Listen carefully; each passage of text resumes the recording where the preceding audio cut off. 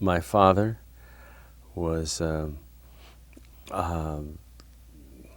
think he came here from Minnesota because he, as he told me, he woke up one morning at the age of 15 and went to wash his hands in the not the sink, but a pan or a bowl or whatever he had in his bedroom, and it was frozen.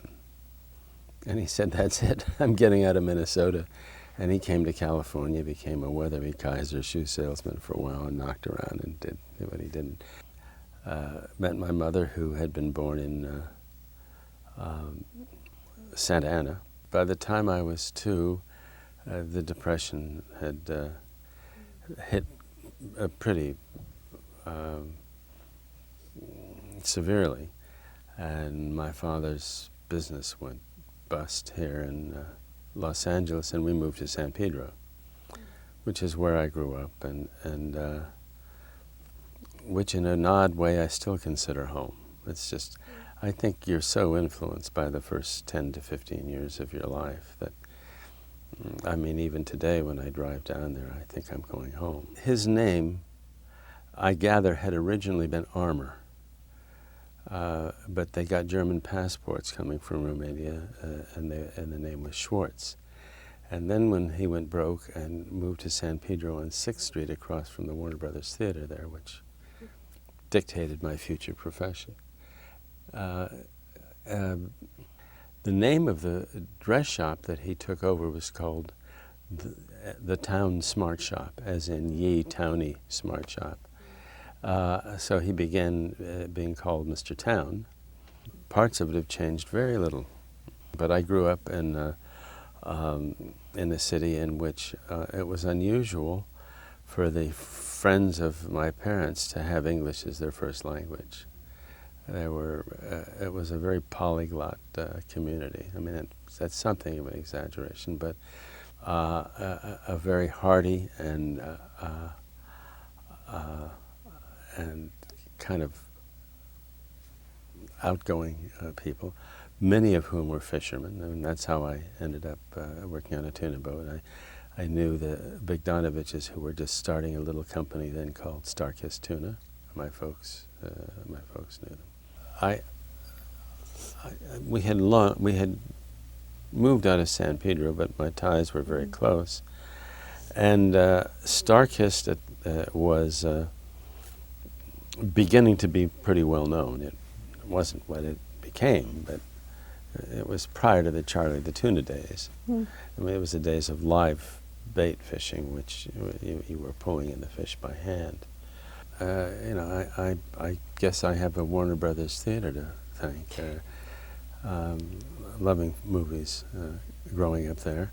I remember the first thing that had any impact on anybody was in a creative writing class at Pomona College, and I wrote a sort of a short story about my experiences as a tuna fisherman. With Chinatown, all my early childhood memories of LA, just the sights, the sounds, and the smells were something that drew me to that project. I know that sounds peculiar. We were having trouble with getting the last detail being made, and there'd been an article in the old This Week magazine, or West magazine, whatever it was, in the LA Times, and it was a piece called Raymond Chandler's LA.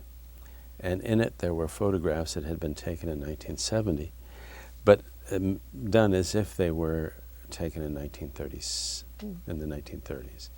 You know, a Plymouth convertible in the rain under one of those old stippled street lamps outside of J.W. Robinson's. There was a Packard parked under a porte cochere in Pasadena, and a house, and I thought, my God, I hadn't really read Chandler at that point.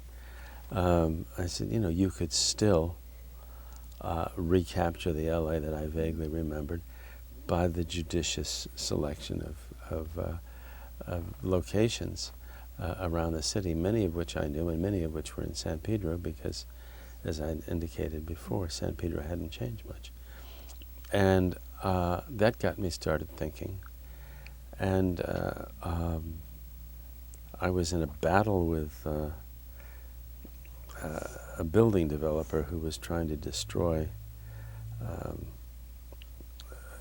really trying to flatten out a canyon in Benedict Canyon. And all around where I lived, and in particular where poor Quincy Jones lived. He lived in this little bowl that they were going to build around him. And I got to see the exquisite corruption in City Hall ramming this thing through, which I found fascinating and appalling.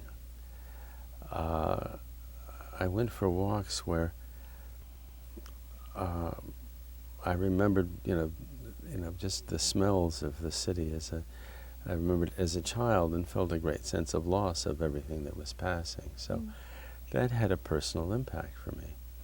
Yes, all those elements are part of it. It's always, it's never not personal, and it's never totally personal.